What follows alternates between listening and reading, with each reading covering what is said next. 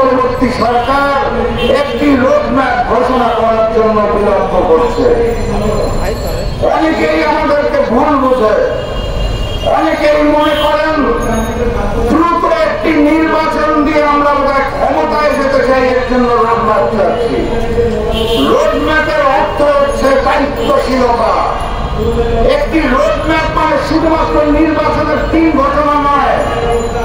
একটি রোডম্যাপের অর্থ হচ্ছে অন্তর্বর্তী সরকার কতদিন ক্ষমতায় থাকতে চায়, কোন কোন বিষয়ে কাজ করতে চায়, কি কি সংস্কার করতে চায়, কবে করতে চায়, কোন পন্থায় করতে চায়, সর্বশেষ নির্বাচন দিয়ে কবে বিদায় নিতে চায়, এই সম্পূর্ণ বিষয়টা হচ্ছে একটি রোডম্যাপ। একটি রোডম্যাপ ঘোষণার অর্থ হচ্ছে তাদের দায়িত্বশীলতার জায়গাটাকে সৃষ্টি করা, জনগণের সঙ্গে তুলে ধরা তারা কি কি কাজ করবেন।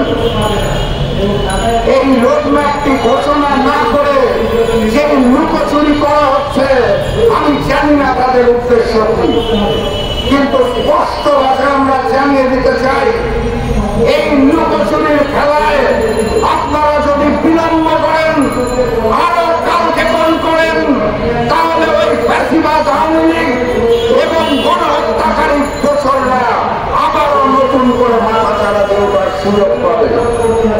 অতএব অন্তর্বর্তী সরকারকে স্পষ্ট ভাষায় জানিয়ে দিতে চাই, আর কালক্ষেপণ বিলম্ব করবেন না, দ্রুততম সময়ের মধ্যে রোডম্যাপ ঘোষণা করুন, নির্বাচনের দিনক্ষণ ঘোষণা করুন এবং বাংলাদেশের জনতাকে ভোটের অধিকার এবং ভাতের অধিকার ফিরিয়ে দিন। এই অন্তর্বর্তী সরকারকে রোডম্যাপ ঘোষণার দাবি জানানোর সাথে সাথে আমি আরো একটি দাবি স্পষ্ট করে জানিয়ে দিতে চাই, 5 মাস অতিবাহিত হয়েছে, এখনো গণহত্যাকারীদের ঠিক মতো গ্রেফতার করা হয় নাই। আমরা এখনো জানি না অন্তর্বর্তী সরকার দায়িত্ব নেওয়ার পরে ক্যান্টনমেন্টের ভিতরে কাদেরকে আশ্রয় দেওয়া হয়েছিল, কাদেরকে প্রশ্রয় দেওয়া হয়েছিল, কোন উদ্দেশ্যে, কাদের সহযোগিতায় ওবায়দুল কাদের সহ আওয়ামী বড় বড় নেতারা দেশ ত্যাগ করতে পারলেন, আমরা এখনো জানি না। অন্তর্বর্তী সরকারকে বলতে চাই, আওয়ামী লীগকে ক্ষমতায় নেওয়ার জন্য, ফ্যাসিজমকে প্রতিষ্ঠা করার জন্য, বাংলাদেশকে ভারতের গণত রাজ্য বানানোর জন্য যে সকল দোসররা তাদেরকে সহযোগিতা করেছিলেন, তারা ঘোড়া আম ঘুরে বেড়াচ্ছেন।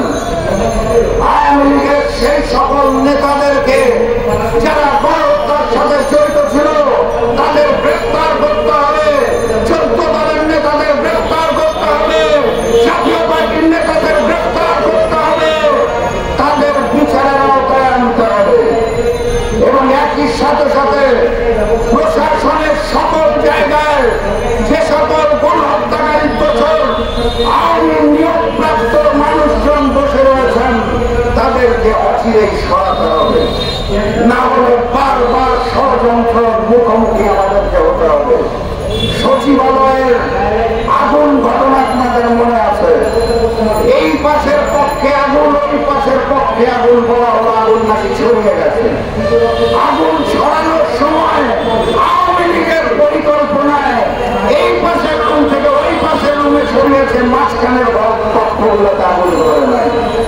এই সকল ষড়যন্ত্র আমরা দেখতে চাই না। অতএব দ্রুততম সময়ের মধ্যে রোডম্যাপ ঘোষণা করুন, দ্রুততম সময়ের মধ্যে আওয়ামী ফ্যাসিস্ট গণহত্যাকারীদের গ্রেফতার করুন এবং আওয়ামী গণহত্যাকারীদের দোসর যারা প্রশাসনের বিভিন্ন জায়গায় রয়েছে